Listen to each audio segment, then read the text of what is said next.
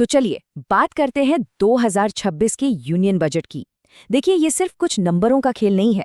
ये एक ऐसा फाइनेंशियल रोड मैप है जो बताता है कि आने वाले सालों में भारत की इकोनॉमी किस दिशा में जाएगी। आइए इसे थोड़ा आसान भाषा में समझने की कोशिश करते हैं। बजट की शुरुआत ही कह सकते हैं एक बड़े दावे के साथ हुई। फाइनेंस मिनिस्टर ने साफ साफ कहा कि सरकार ने दुविधा पर निर्णायक कार्रवाई और लोक लुभावनवाद पर लोगों को चुना है। अब इसका सीधा सीधा मतलब क्या है? इसका मतलब ये है कि इस बजट का फोकस बड़े और स्ट्रक्चरल रिफॉर्म्स पर है।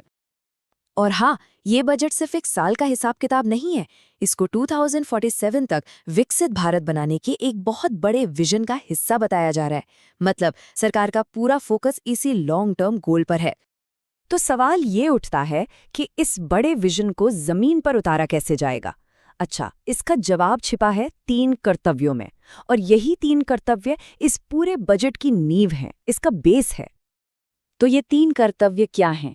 एक है इकोनॉमिक ग्रोथ को तेज करना, दूसरा है लोगों की उम्मीदों को पूरा करना और उनकी कैपेसिटी बढ़ाना, और तीसरा है कि डेवलपमेंट हर परिवार और हर इलाके तक पहुंचे।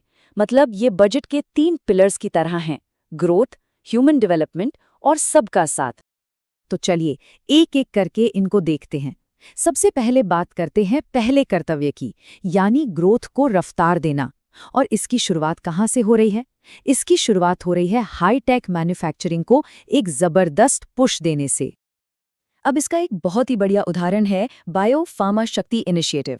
इसका मकसद है इंडिया को बायो फार्मा का एक ग्लोबल मैन्युफैक्चरिंग हब बनाना, यानी कैंसर और डायबिटीज जैसी बीमारियों की जो एडवांस्ड दवाइयां हैं वो यहीं देश में बने, ताकि हमें दूसरों पर निर्भर न रहना पड़े। और ये सिर्फ हवाई बातें नहीं हैं। सरकार इस मिशन पर अगले 5 साल में पूरे 10,000 करोड़ रुपए खर्च करने वाली है। ये एक बहुत बड़ा फाइनेंशियल कमिटमेंट है, इसमें कोई शक नहीं। अच्छा, सिर्फ फार्मा ही नहीं, बजट में टेक्नोलॉजी पर भी जबरदस्त जोर दिया गया है। इंडिया सेमीकंडक्टर मिशन को और बड़ा किया जा रहा है, और तो और इलेक्ट्रॉनिक्स कंपोनेंट्स बनाने के लिए जो फंड्स हैं उन्हें भी काफी ज्यादा बढ़ा दिया गया है।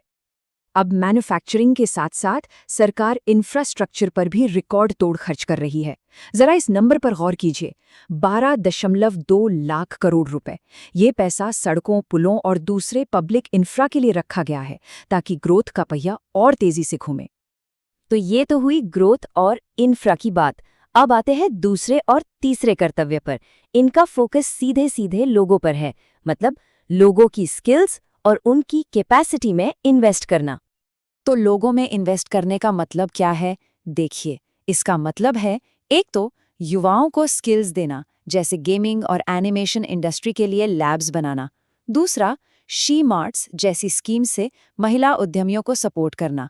और तीसरा, डेवलपमेंट को सिर्फ बड़े शहरों तक सीमित न रखकर देश के कोने कोने तक ले जाना, जैसे ईस्ट कोस्ट इंडस्ट्रियल कॉरिडोर बनाना।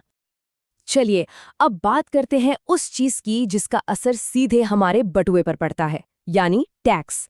और इस बार टैक्स के नियमों में एक बहुत बड़ा, एक हिस्टोरिक बदलाव किया गया है। देखिए, जो पुराना 1961 वाला इनकम टैक्स एक्ट था वो काफी कॉम्प्लेक्स हो चुका था।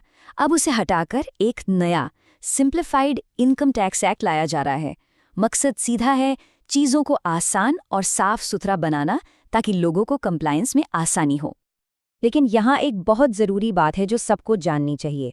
भले ही कानून नया आ रहा है, टैक्स स्लैब्स और रेट्स में कोई बदलाव नहीं किया गया है, वो पहले जैसे ही हैं।